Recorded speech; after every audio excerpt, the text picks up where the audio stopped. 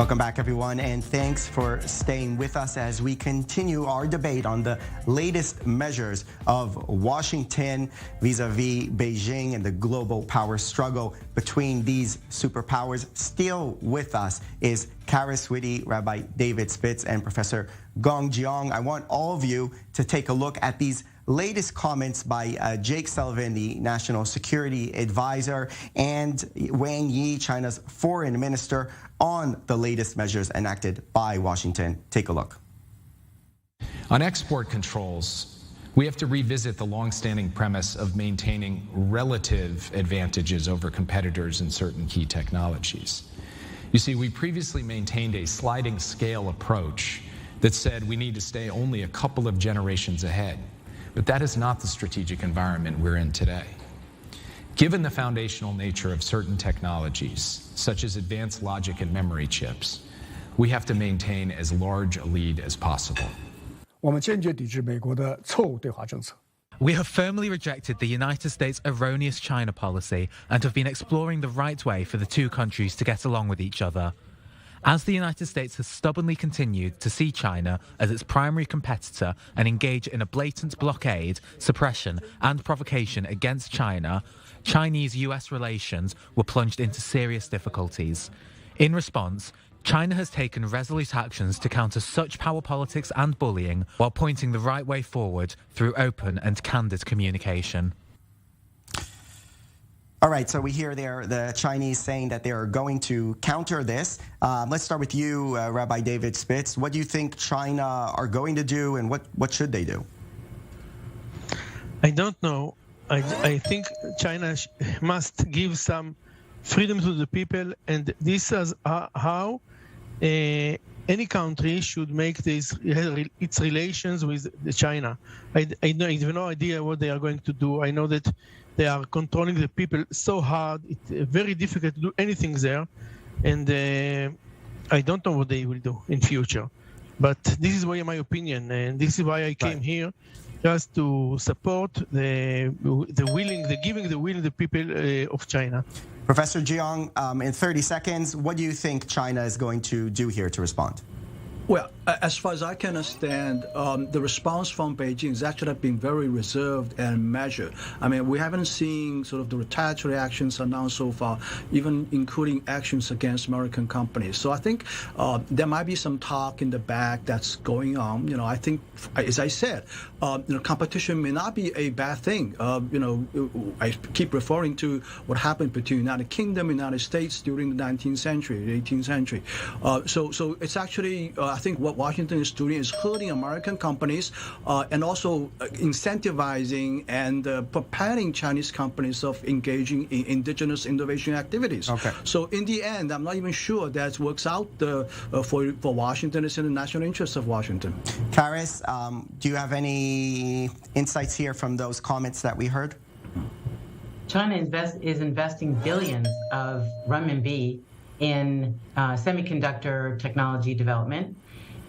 China is encouraging its internet platform companies like Tencent and Alibaba to invest also their profits into the development of semiconductor industry. And because the companies do listen to the leadership, they are using their revenues in order to strengthen China's, made in China 2025 technology development. So as the professor said, China is going to invest more, run faster, develop its technologies, and the United States will slow things down with the measures it's taken, but that will perhaps cause China to redouble its efforts. And in the meantime, it will probably also look to other countries. You know, it's doing development in the UAE and probably with other countries on the technology level, and will look to work with countries that are innovative and have advanced cutting-edge technologies and try to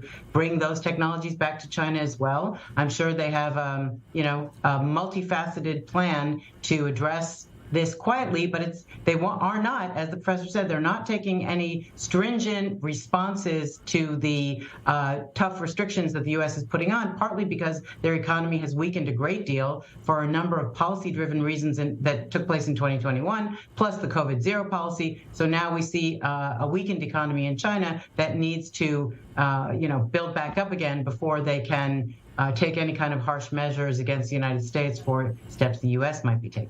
Yeah, Gong, I want to ask you, the U.S. is spending hundreds of billions of dollars in the Chips for America Act, which is trying to boost U.S. semiconductor technology and manufacturing. We saw Carice talk about the importance of that, but of course Taiwan are the main producers of semiconductors. So how exactly is this the main front sort of to combat China, and how far ahead now is the Chinese semiconductor industry?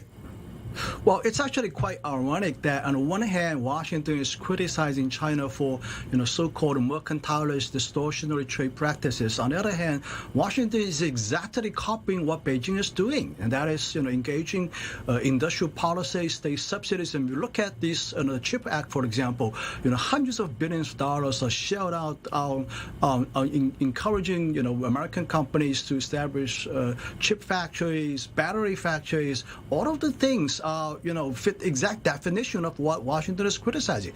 And it also has incurred a lot of criticism from its allies in Europe as well. And French President Macron has come out openly criticizing Washington for that. But nevertheless, having said that, I think that's okay. I mean, if that's what Washington is doing, that's fine. I think it's a healthy thing that the two countries compete on technology as long as there's some kind of a guardrail setting to prevent the relationship from further deteriorating. And I think this has to be open, fair, and decent competition. I think competition is very different from engaging in some kind of activities United States have done in the past, especially coming from land in Virginia. And I don't know if you know what I'm talking about. So I think that's the scenario that's going to unfold in my view for the next few years. And I think it may not be a bad thing for both Washington and Beijing. All right, we're starting to move towards the end of the debate here, and we need to start sort of summing up our arguments. So, David, I want to ask you about what your main argument is, which is trying to kind of couple policies with a concern for human rights and freedoms. But does Washington really have the sort of standing at this point or the ability to do that when there are so many other things also at stake? I don't know if they have the ability to do it, but I think even talking about it is quite good.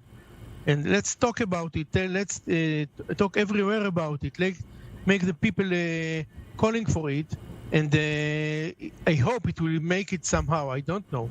Of course, it cannot be just by economy actions, let's say economy war. It is not enough. And maybe it will not help, I don't know.